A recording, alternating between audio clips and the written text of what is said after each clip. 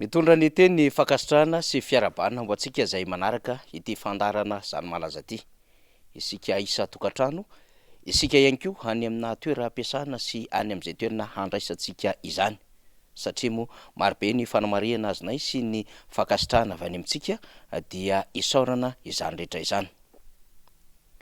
Ny adevitra horesantsika amin'ity androany ity dia ny amin'ny hetsika lehibe izay ho tanterahana ny amin'izay hoe ho fiaonambe ny fanavotam-pirenena izay. Etsy amin'ny kanja ny finoana magroberika no anatanterahana izany rapitso 13 Jolay 2024 andro asabotsy mazava ho azy. Ny fanentanana izay efa nandeha ny sesy tao anatin'ny andro vitsy dia ny antsoina ireo olom-pirenena tsotra, ny antsoina ireo fikambanana syndika, ny antsoina ireo fiarahamonina sivily ary antoko politika sy mpanao politika. Ireo rehetra izay mahatsiaro fa leo ary mahita ny fangirifiry ny fiainana amin'izao fotoana izao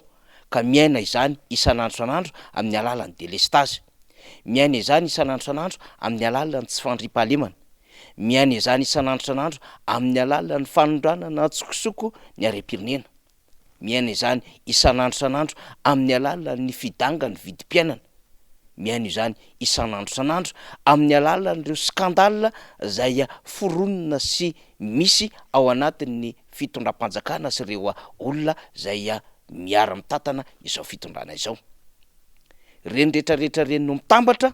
miampy ny tsy fahefahana mividy itsony eo amin'ny sambatan'olona ka mitarika ny fidangany vidim-piainana ary tongatra ny amin'ny fahantrana fa tsy hoe fahasairanana tsotra fotsiny ary tsy mbola fahita tao anatin'ny 12 taona ny fahasairanana sy ny fahantranana lalina ho an'ny voaka malagasy.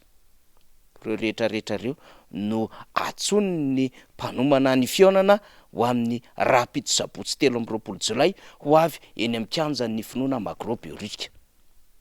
Tahaka ny mahazatra any amin'ireo firenena rehetra izay mampiatra ny endriky ny demokrasia ka manome lalana amin'ny lalam-panorenana ny vahoaka dia ampiatra izany ihany koa ny voaka malagasy. Ambarany ny lalam-panorenana izany ao anatin'ny andin'ny 15 miresaka an'izay hoe ny vahoaka ny tompon'ny fahefana ka amin'ny alalan'ny mpifidiny izay fidiny mivantana izany na ankolaka na amin'ny alalan'ny fitsapakevy-vahoaka. Misy dikany sy antony lehibe araky ny lalàna izany. Ary ambarany 19 ao anatin'ny lalam-panorenana ihany koa ny fahafahana maneho hevitra, ny fahafahana mivory, ny fahafahana mahazo vaovao. Ka izay fahefahana manome hevitra izay fahefahana manome vaovao izay sy mivory izay no hiarahany rehetra hifanentana amin'ilay hetsika lehibe fanavotam-pirenena. Satria misy hevitr'olona maro izay tokony horatovina ao anatin'izany.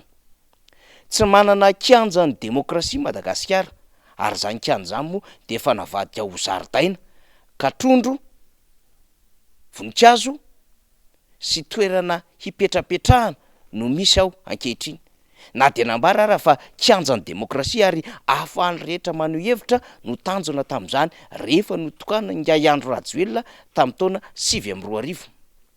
Fa izy ihany no nanakatona izany kianja ny demokrasia izany mazava ho azy noho ny tsy fahazakana demokrasia ka tamin'ny alalan'ny fahefan'ny ben'ny tanàna izay voafidy tamin'ny alalan'ny ERK teto Antananarivo renivohitra no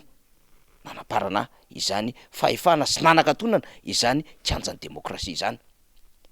Mazava ho azy sarotra idirana ihany koa ny kianja sasany izay ahafahana maneho hevitra sy ireo toerana ahafahana maneho hevitra hafa na dia hanao fangatahana azy ireo ankolafikery rehetra izay mieritreritra fa tokony hisy izany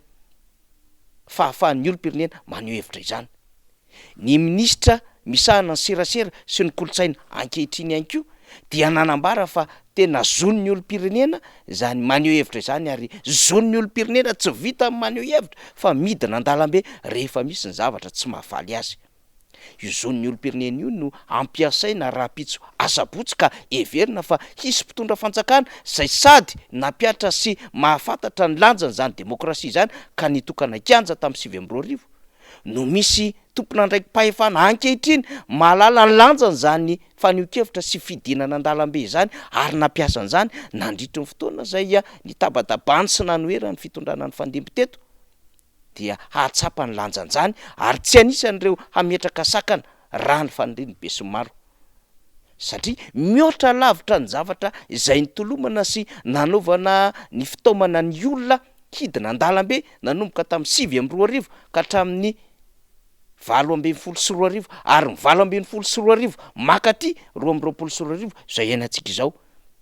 de fahampotehana tsy tanono ary tsy mbola ny ainana nandritrina republikan'ny Madagasikara no misy ankehitriny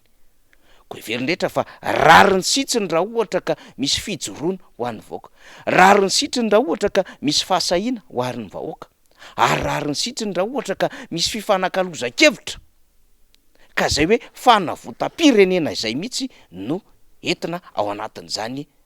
fifanakaloza-kevitra izany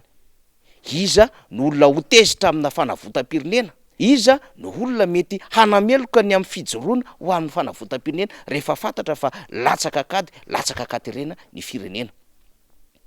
efa naneho hevitra ny fahavonona ny tatsa naneho hevitra ny fahavonona ny olom-pirenena tahaka ny mpitatitra ny mpivarotra ny mpampianatra ny mpianatra sy ireo ambaratongan-drafitra rehetrarehetra zay mahita an'izany tsy fahombiazana ary mahatsiaro fa miaina ao anatin'izay teritery sy ao anatin'izay fahampitehan'ny fiainan'ny malagasy ankehitriny ao anatin'izao repoblika fahaefatra tapany faharoa izao izany indrindra no hijoroany rehetra ary hifanomezany rehetra fotoana raha-pito sabotsy 13 jolay ao amin'ny kianjan'ny Macro Beoririka makasitraka tompoko lahy makatelona tompoko vavy